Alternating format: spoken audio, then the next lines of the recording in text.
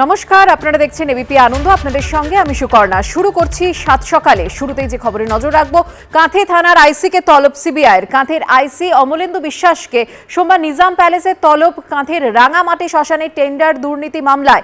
CBI তদন্তের নির্দেশ দেয় হাইকোর্ট। আর এফআইআর দায়ের করে কাঁথি থানার আইসিকে তলব করল সিবিআই। আইসি অমলেন্দু বিশ্বাসকে সোমবার সকাল 11টার মধ্যে নিজাম প্যালেসে তলব করা হয়েছে। কাঁথি থানার আইসিকে তলব সিবিআইয়ের। কাঁথির আইসি অমলেন্দু বিশ্বাসকে সোমবার নিজাম প্যালেসে তলব করা হয়েছে।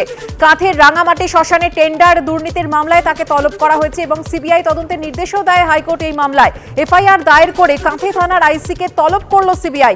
আইসি অমলেন্দু বিশ্বাসকে সোমবার সকাল 11টার মধ্যে নিজাম প্যালেসে তলব করা হয়েছে।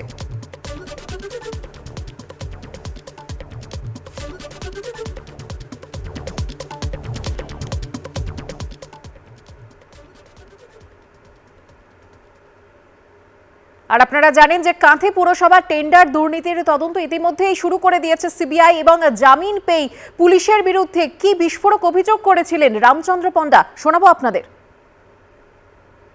আমি ইন্টারোগেটে আমাকে বসানো হচ্ছে, আমাকে উল্টোপাল্টা প্রশ্ন করা হচ্ছে।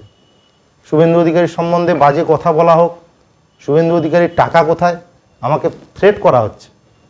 টাকা কোথায় তুই বল, কন্টাই আইসি বলছেন। উঠার সময় বলছেন নবান্ন থেকে বড় বড় অফিসাররা এসছেন, ঠিকঠাক করে উত্তর দিবেন, আমার আইও বলছেন। আমি গিয়ে বসলাম, তারপরে দেখি 3 জন অফিসার ঢুকলেন, রিভলভার টেবিলে রাখলেন, রিভলভার দেখিয়ে দেখিয়ে আমাকে বিভৎসভাবে প্রেসার ক্রিয়েট করেছেন। শুভেন্দু অধিকারীর টাকা কোথায় বল, না হলে তোকে 87টা কেস দিব, 87x7 আমাকে পুলিশ কাস্টাডি করে রাখবে বলেছে। আর এ নিয়ে শুভেন্দু অধিকারী বলছেন, তৃণমূলের নির্দেশে বিজেপি কর্মীদের বিরুদ্ধে মিথ্যে মামলা দিচ্ছে পুলিশ। নন্দীগ্রামে ইচ্ছে মতো মামলা দিচ্ছে আইসি। আরেকজন হলেন হলদিয়ার এসডিপিও। এদের কি পরিণতি হয় নিজেরাও জানে না, হুঁশিয়ারি শুভেন্দুর। এবং এরই সঙ্গে আপনাদের শোনাবো তৃণমূলের রাজ্য সাধারণ সম্পাদক কুণাল ঘোষ কি বললেন। ভূত দেখছে সব জায়গায়, তারপরে মিথ্যা মামলা, কাকে জেল খাটায়নি, সব লোকের নামে মামলা, কোনো সমস্যা নেই। কালকে রাম পণ্ডা বলে দিয়েছে, এর আগে মেঘনাথটাকে তার কৃষকদের জন্য আন্দোলন করেছিল, হলদিয়াতে নিয়ে গিয়ে একটা ভদ্রলোককে আটকেছে, পুলিশ কাস্টডি। সারা রাত্রি দাঁড় করিয়ে রাখবো, শুভেন্দু অধিকারীর নাম বলতে হবে। বলছে সারা রাত্রি কেন, সারা বছর দাঁড়িয়ে থাকবো লকআপে, ঘুমাবো না, দাঁড়িয়ে থাকবো, কিন্তু মিথ্যা কথা বলতে পারবো না। কালকে দেখুন, নিজেদের পাপ নিজেরাই, এই অমরনাথ তার বাহিনী পড়ে গেছে কাঁথিতে, পুলিশের বিরুদ্ধে তদন্ত করবে সিবিআই, মিথ্যা মামলা। যাকে দিয়ে সই করিয়েছে কাকলি পণ্ডা, সে হাইকোর্টে গিয়ে বলছে হুজুর বয়ান লিখে জোর করে সই করিয়েছে, আমাকে নিরাপত্তা দিন, আমি এদের বিরুদ্ধে বলতে চাই। তাকে সিআরপিএফ নিরাপত্তা দিয়েছে। এই মামলা সব যাবে নন্দীগ্রামে, র্যান্ডাম মামলা করছে এখানকার আইসি। আমি জানি এদের কিছু করার নেই, কর্মচারী।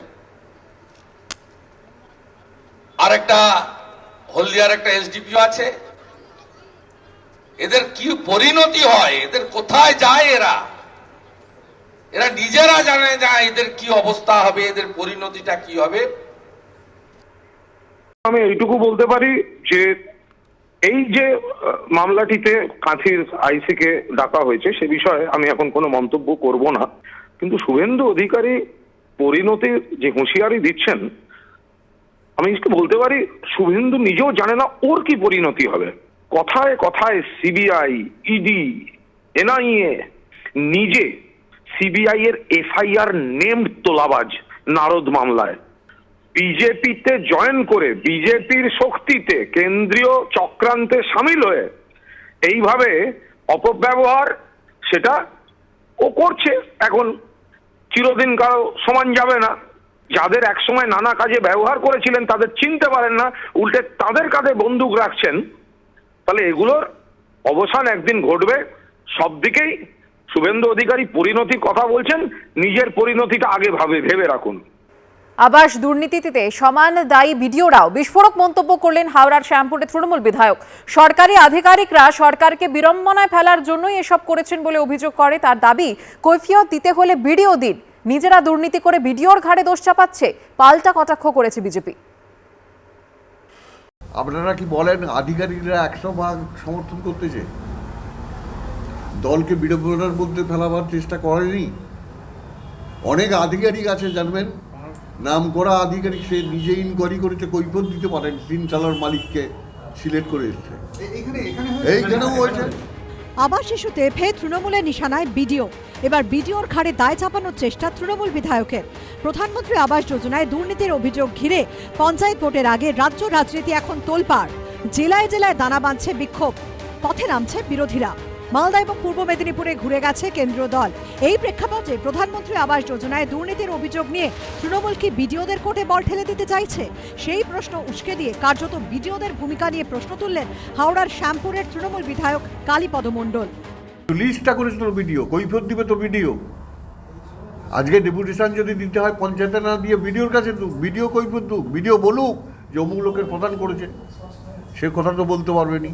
তৎসত্ত্বেও রাজনৈতিক যারা ফায়দা তুলতেছে, কেন পঞ্চায়েতের উপরে তৃণমূল, পঞ্চায়েতের উপরে দোষারোপ, তৃণমূল পার্টির উপরে দোষারোপ, তারা বলুক যে আপনারাই লিস্ট করেছেন। ডেপুটেশন দিতে হলে পঞ্চায়েত অফিসের বদলে বিডিও অফিসে যাওয়ার কথা কার্যত বলেই দিয়েছেন শ্যামপুরের তৃণমূল বিধায়ক। আর 24 ঘন্টা আগে বিডিও অফিসে বিজেপি ডেপুটেশন নিয়ে বিডিওর বিরুদ্ধে মুখ খুলেছিলেন বাঁকুড়া তৃণমূলের এক ব্লক সভাপতি। বিডিও অফিসে গেট খুলে বিজেপি কি করে ঢুকলো তার কৈফিয়ত বিডিও সাহেবকে দিতে হবে আমাদের সামনে, এবং তার সঙ্গে আইসি সাহেবকেও দিতে হবে যে বরাবর ব্লক অফিসে যখন ডেপুটেশন হয় তখন সবাই গেটের বাইরে থাকে আর ডেপুটেশন দেওয়ার জন্য টিম যায়। এখানে বিজেপির দালালি করা চলবে না। তার আগে বিডিওদের উদ্দেশ্যে হুঁশিয়ারি দিয়েছিলেন তালডাংরার তৃণমূল বিধায়ক অরূপ চক্রবর্তী। কোন দোতলা ঘরের মালিক যদি ঘরের টাকা পায় সে বিডিও চাকরি থাকবে না। এই প্রেক্ষিতে বিভিন্ন মহলে প্রশ্ন উঠছে, মানুষের ক্ষোভের নিশানা ঘুরিয়ে দিতে এটা কি তৃণমূলের নতুন কৌশল? সেই জন্যই কি বারবার বিডিওদের নিশানা? বিজেপি বারবার বিডিওদের সতর্ক করেছে, এভাবে চলতে পারে না। তো সুতরাং সাবধানে কাজকর্ম করুন, এই দুর্নীতির কাজে আত্মসমর্পণ করবেন না। কিন্তু আজকে তৃণমূল কংগ্রেস সুকৌশলে নিজেদের সমস্ত দুর্নীতি এবং ব্যর্থতাটাকে তারা বিডিওদের উপরে চাপিয়ে দেওয়ার চেষ্টা করছে। আমরা এর বিরোধিতা করছি। এখন বিপদে পড়ে বিডিওরা বলছেন না না আমরা কিছু করিনি, সব প্রধানরা করেছে। প্রধানরা বলছেন না না আমরা কিছু করিনি, সব বিডিওরা করেছে। যা আমরা বলছিলাম সেই কথাটাই পরে শুভেন্দুকে বলতে হয়েছে, সেই কথাটাই এখন তৃণমূলের গলায় শোনা যাচ্ছে যে প্রধানরা না, আসল অপরাধী বিডিও। বিরোধীদের আক্রমণের জবাবে পাল্টা সুর চড়িয়েছে তৃণমূল। বিডিওরা সেই সময় যদি আরেকটুখানি খেয়াল করতেন, আরেকটুখানি গুরুত্ব সহকারে পুরো জিনিসটা দেখতেন, তাহলে হয়তো অনেকগুলো বিষয় তখনই এই মিটমাট হয়ে যেতে পারত বা বাদ চলে যেতে পারত। তখন কি সেই রকমভাবে যেটা হচ্ছে সরকারি প্রসেস সেইটা দেখা হয়নি।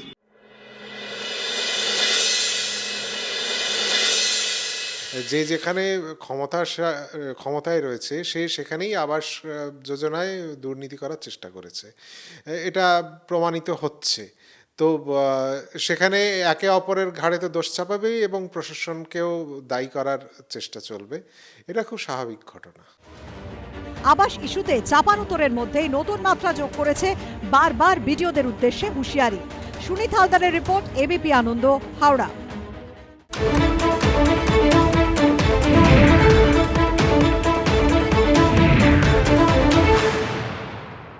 ফিরে এলাম বিরতির পর। আপনারা দেখছেন সাত সকালে।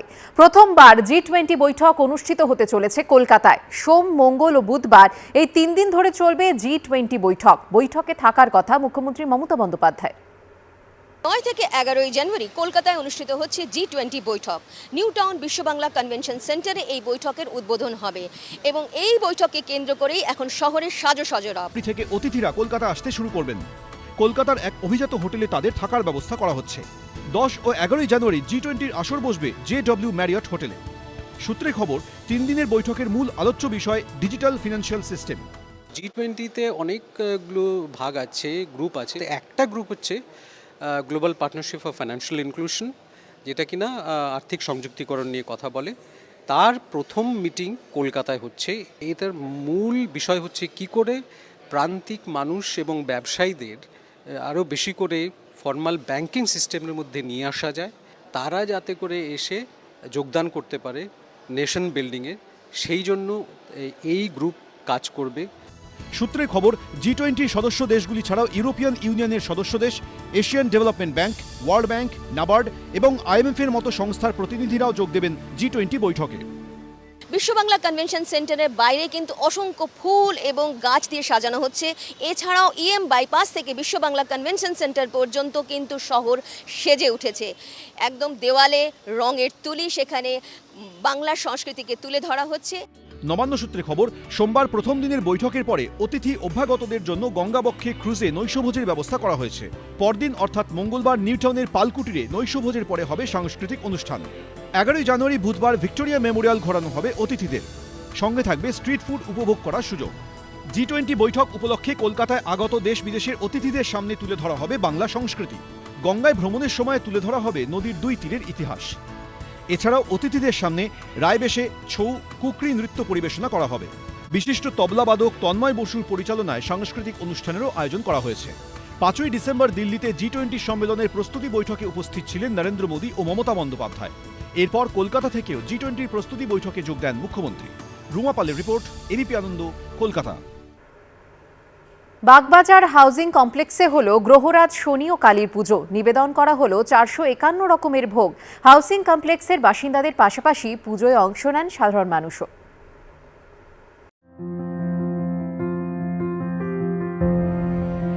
রাজস্থানের আচারি শালগম, মেঘালয়ের কপি পাতার চাটনি, গুজরাটের পনির পাতুরি থেকে বাংলার ডুমুরের তরকারি, এঁচোড়ের পাতুরি, ডাল, মালপোয়া, মিষ্টি। তালিকা এতই দীর্ঘ যে বলে শেষ করা যায় না। বাগবাজার হাউজিং কমপ্লেক্সে শনিবার হলো গ্রহরাজ শনি ও কালীর পুজো। সেখানেই নিবেদন করা হলো 451 রকমের ভোগ। আমরা যখন এই ভোগের শুভারম্ভ করি তখন ছিল 108 রকমের ভোগ। তা আমরা যা যা খাবার খেতে ভালোবাসি, বিভিন্ন মন্দিরে যে ধরনের ভোগ যেগুলো দেওয়া হয় সবগুলো সমাহার আমাদের এখানে হয়েছে। এই করতে করতে 451তে এসে দাঁড়িয়েছে। আমাদের ইচ্ছে আছে আগামী বছরে 501 রকম ভোগ দেব। পুজোর এবার 8ম বছর। সেই পুজোয় ভোগ সাজানো হয়েছে দেশের বিভিন্ন প্রান্তের বিভিন্ন মন্দিরের ভোগের কথা মাথায় রেখে। উদ্যোক্তাদের পরিকল্পনা, আগামী দিনে ভোগের সংখ্যা 501-এ নিয়ে যাওয়া। হাউজিং কমপ্লেক্সের বাসিন্দাদের পাশাপাশি পুজোয় অংশ নেয় সাধারণ মানুষও। অরিত্রিক ভট্টাচার্যের রিপোর্ট, এবিপি আনন্দ।